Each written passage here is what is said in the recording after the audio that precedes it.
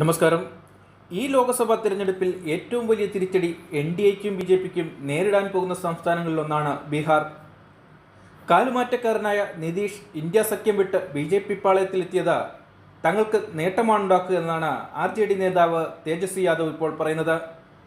Indian രാഷ്ട്രീയത്തിലെ അധികായകനായിരുന്ന ലാലു പ്രസാദിൻ്റെ അഭാവത്തിൽ മകൻ തേജസ്വി യാദവാണ് ബീഹാറിൽ ഇന്ത്യ മുന്നണിയെയും RJDയെയും നയിക്കുന്നത്. വലിയ ജനപ്രീതി നേടിക്കൊണ്ടാണ് തേജസ്വി ഇപ്പോൾ മുന്നേറുന്നത്. കഴിഞ്ഞ ലോക്സഭയിൽ 39 സീറ്റും നേടിയാണ് NDA സഖ്യം വിജയിച്ചത്. എന്നാൽ അന്ന് RJDക്ക് ഒരു സീറ്റ് പോലും നേടാൻ സാധിച്ചിരുന്നില്ല.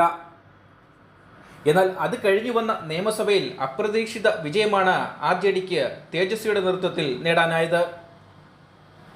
അതേ ട്രെൻഡ് തന്നെയാണ് ഇപ്പോഴും നിലനിൽക്കുന്നതെന്നാണ് ബീഹാറിൽ RJD സഖ്യവും ഇന്ത്യ സഖ്യവും അവകാശപ്പെടുന്നത്. ഇന്ത്യ സഖ്യം വലിയ വിജയം നേടുമെന്നാണ് തേജസ്വി അവകാശപ്പെടുന്നത്. ഇന്ത്യ സഖ്യത്തിൻ്റെ തിരഞ്ഞെടുപ്പ് റാലിക്കിടയിൽ മുഖ്യ ആകർഷണം തേജസ്വി യാദവ് തന്നെയാണ്. ഈ യുവനേതാവിനെ ബീഹാറുകാർ ഏറ്റെടുത്തു കഴിഞ്ഞിരിക്കുന്നതിൻ്റെ തെളിവാണിത്.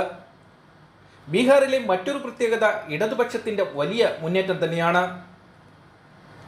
ഇന്ത്യയിൽ മിക്ക സംസ്ഥാനങ്ങളിലും പാർട്ടി താഴേക്ക് പോകുന്ന അവസരത്തിൽ ബീഹാറിലാണ് സ്ഥിതി ഇടതുപക്ഷത്തിന് അനുകൂലമാകുന്നത്.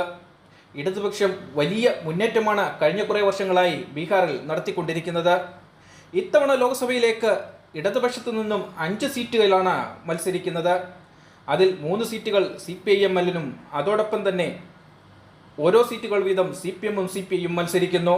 കഴിഞ്ഞ നിയമസഭയിൽ ഇടതുപക്ഷം വലിയ വിജയമാണ് നേടിയത്. തേജസ്വി യാദവിൻ്റെ ഈ തേരോട്ടത്തിൽ ബീഹാറിലെ അധികായകനായിരുന്ന നിതീഷ് കുമാറും അതോടൊപ്പം തന്നെ അദ്ദേഹത്തിൻ്റെ കൂട്ടാളികളായ BJP വിയർക്കുമെന്ന് തന്നെയാണ് ഗ്രൗണ്ട് റിപ്പോർട്ടുകൾ. തേജസ്വി യാദവിൻ്റെ നേതൃത്വത്തിൽ ഇന്ത്യ മുന്നണി വലിയ മുന്നേറ്റം തന്നെ ഇവിടെ നടത്തുമെന്നും കൂടുതൽ സീറ്റുകൾ നേടിയെടുക്കുമെന്നുമാണ് റിപ്പോർട്ടുകൾ പുറത്തു വരുന്നത്. എന്തായാലും തലമുറ മാറ്റത്തിനാണ് നാം ഇപ്പോൾ സാക്ഷ്യം വഹിച്ചുകൊണ്ടിരിക്കുന്നത്. UPയിൽ അഖിലേഷ് യാദവും അതോടൊപ്പം തന്നെ ബീഹാറിൽ തേജസ്വി യാദവും